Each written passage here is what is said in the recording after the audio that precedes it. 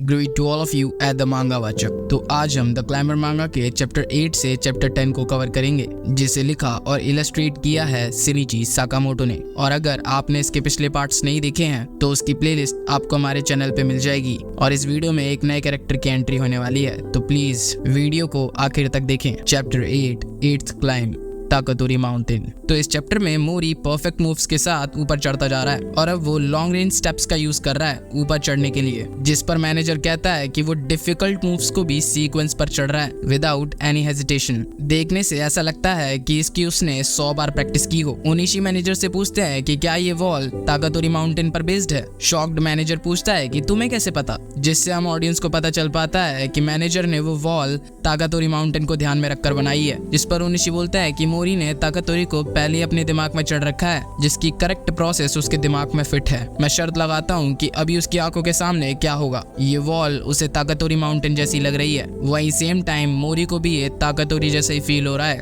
और मोरी खुद से ही बातें करते हुए ऊपर चढ़ने की कोशिश कर रहा है। ये सब बिल्कुल वैसा ही है जैसा उसने सोचा था। वो जानता था कि ये ताकातोरी है, वो सब कुछ समझता है। वहीं उसे चढ़ते हुए देख सभी उसकी तारीफ ही कर रहे हैं। मैनेजर उनिशी से कहता है कि उसे ताकातोरी चढ़े हुए पूरे 40 साल हो चुके हैं। वो पहाड़ पहले एक स्टोन की खदान था और क्योंकि वो पूरी तरह एक वर्टिकल पत्थरों से बना हुआ है तो वो एक अच्छी जगह है क्लाइंबिंग करने के लिए। उन रॉक्स के ऊपर वो पोक मार्क खदान के काम के निशान है। ये पत्थर एक खास तरह के पत्थर हैं जिन्हें जापान के क्रिएशन टाइम में खून और पसीने से बनाया गया है। ये एक अमेजिंग बच्चा है, जैसे वो ताकातोरी पर ही पैदा हुआ है। मुझे विश्वास है उसके चढ़ने के तरीके को देख किसी भी क्लाइंबर को बहुत खुशी होगी। वहीं हम इचान को देख पाते हैं, उसे टेंशन हो रही है कि ये बहुत लंबा हो चुका है, आवाजें तो रुक ही नहीं रही। वहीं मोरी चढ़ते हुए सोच रहा है कि उसे विश्वास है कि वो पहुंच सकता है, बस थोड़ा और ऊपर। चढ़ते चढ़ते उसे कुछ भारी महसूस होता है। नीचे देख वो नोटिस करता है कि उसकी रस्सी जो उसे भारी महसूस करा रही है। वहीं फुकू से देख कहता है कि इस तरह चढ़ने पर उसके हाथों की सारी ऑक्सीजन खत्म हो गई है। ऊपर चढ़ते वक्त वो इतनी ताकत लगा रहा है कि उसके आर्म्स के आसपास बहुत सारा खून जमा हो गया है। उसकी आर्म्स में अब कोई एनर्जी नहीं बची, अब तो बस उसका गिरना ही बाकी है। वहीं मोरी सोच रहा है कि अब ताकातोरी माउंटेन भी उसे खुद से दूर धकेल रहा है और तभी उसे एक विजन आता है जिसमें कोई तो बार बार एम्बुलेंस को बुला रहा है। वो कह रहा है कि अच्छा होता कि अगर तुम यहाँ नहीं होते, तुम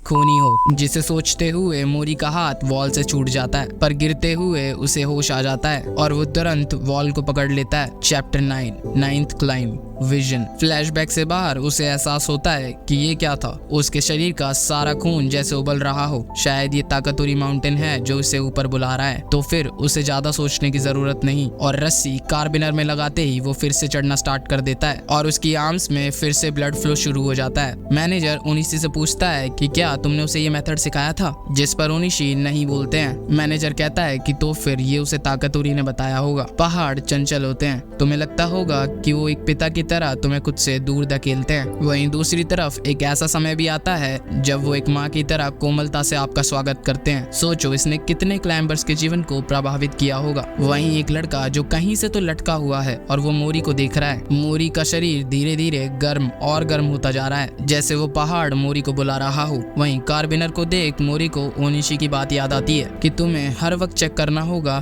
कि तुमने कार्बिनर को रस्सी में लगाया या नहीं। ये तुम्हारी सेफ्टी की गारंटी देता है। गिरते समय तुम्हें चिंता करने की जरूरत नहीं, पर रस्सी के भारी होने के कारण वो रस्सी को वहीं छोड़ देता है, जिसे देख सभी लोग शॉक हो जाते हैं और मुस्कुराते हुए उसे लगता है कि वो अकेले ही चढ़ाई कर सकता है। अगर वो अपने हाथों को थोड़ा सा और खींचे तो यही अंत है। पर तभी उसे विजन आता है कि कोई तो बैठा हुआ उसे बोल रहा है, ये तो मजेदार है, मैं तुम्हारे लिए खुश हूँ कि मैंने तुम्हें ढूंढ लिया। जिसे देख मोरी मिजुकी बोलता है और तभी उसे डिस्क्वालीफाई कर दिया जाता है क्योंकि उसने रस्सी को कार्बिनर में नहीं लगाया था। जिसे देख सभी हैरान हो जाते हैं कि वो जीतते जीतते हार गया। वहीं वो लड़का बस अपने पैरों के दम पर उल्टा लटका हुआ है। उसे मोरी दिलचस्प ही लगता है। टूर्नामेंट स्टाफ के साथ पुलिस उस लड़के को देखकर नीचे उतरने को कहती है, जिन्हें देख वो हाथों से फ्लिप कर ऊपर चढ़ जाता है। पर्सनली ये तरीका मुझे पसंद आया ऊपर चढ़ने का। वो कहता है कि उसे भीड़ बिल्कुल पसंद नहीं। वो प्लेयर नंबर 3 हमारी तो खूब जमेगी। Chapter 10 solo climber. वहीं मोरी खड़ा खड़ा ये सोच ही रहा है कि जब उसने वो रस्सी फेंकी तब वो अकेला ही था, बस वो और ताकातोरी के पत्थर। उसे पूरा विश्वास है, पर मिजुकी वहाँ क्या कर रहा था। बेसिकली वो उस अननोन कैरेक्टर के बारे में सोच रहा है जो उसे चढ़ते वक्त दिखा था जिसका उसे विजन आया था। अब वो कौन है वो हमें आगे पता चलेगा। तभी वो देखता है कि कोई मिजुकी की तरह दिखने वाला उसके पास आ रहा है। वो लड़का मोरी से कहता है कि मेरा नाम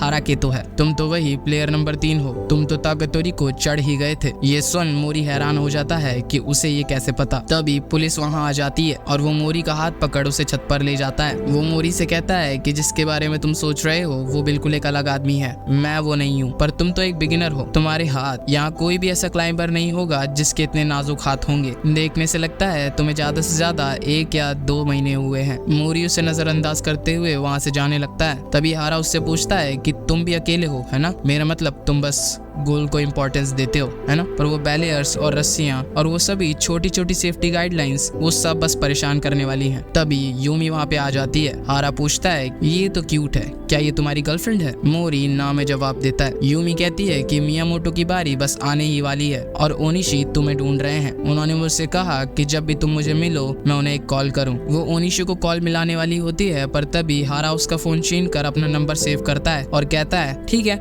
मैंने अपना एड्रेस सेंड कर दिया है, तो चलो अगली बार मिलते हैं। यूमी हैरान है कि वो दूसरों के फोन के साथ क्या करता है, उसे वापस दो। हारा कहता है कि सॉरी, मैंने ये जानबूझकर नहीं किया, आफ्टर ऑल पता नहीं कब तुम्हें मौत आ जाए। बेसिकली हारा यूमी से कह रहा है कि जिंदगी में थोड़ा फन होना चाहिए। यूमी मोरी से पूछती है कि वो कौन है, वो थोड़ा सा अजीब है। हारा कहता है कि अजीब तो है, पर पहाड़ से गिरकर मरना बिल्कुल अजीब नहीं है। ये कहते हुए वो बाउंड्री पर आ जाता है। यूमी चिल्लाती है कि तुम्हें पता भी है कि तुम 6th फ्लोर पर खड़े हो, अगर तुम यहाँ से गिरे तो तुम पक्का मरोगे। हारा इमेजिन कर रहा है कि अभी वो हिमालय की चोटी पर खड़ा है, वो 10 सेंटीमीटर चौड़ी जगह पर खड़ा है जो अब पिघलने वाली है। यूमी जो मोरी को कुछ करने को कहती है वो बस अब गिरने ही वाला है और हारा गिरते हुए बोलता है कि अचानक क्लाइंबर्स गिर जाते हैं। यूमी और मोरी के सामने वो गिरने लगता है। मोरी को तो उसमें मिजुकी ही नजर आ रहा है और वो उसका हाथ पकड़ लेता है। हारा उससे कहता है कि तुमने मेरी हेल्प क्यों की? अभी मैं अकेला हिमालय की बर्फ की चोटी चढ़ रहा था, उसे इसका कोई हक नहीं है। अगर तुम्हें भी अकेले क्लाइंबिंग करनी है तो दूसरों के जीवन में कोई इंटरफेरेंस नहीं करना चाहिए, अकेले चढ़ो और अकेले ही मरो, वही है एक सोलो क्लाइंबर। और ये कहकर हारा अपना हाथ छुटा लेता है। वो नीचे एज को पकड़कर लटक जाता है। वो कहता है कि तुमने मुझे डिसअपॉइंट किया, मुझे लगा कि तुम समझोगे। और यहीं पर 10th चैप्टर का एंड हो जाता है। तो इन चैप्टर्स में 2 नए कैरेक्टर्स की एंट्री हुई है जो मेरे ओपिनियन में एक ही आदमी है। और मोरी के विजन की बात करें तो मुझे लगता है कि उसके फ्लैशबैक में उसके साथ कुछ तो गलत हुआ है, कुछ ऐसा जिसके बाद से ही वो अकेला रहना प्रेफर करता है। आज के लिए यहीं तक, अगली वीडियो में हम बाकी के चैप्टर्स को कवर करेंगे। और अगर आपको हमारी एक्सप्लेनेशन पसंद आ रही है तो प्लीज डू सब्सक्राइब। और मैं आपसे प्रॉमिस करता हूँ कि मैं अपने कंटेंट क्वालिटी को और ज्यादा इंप्रूव करूंगा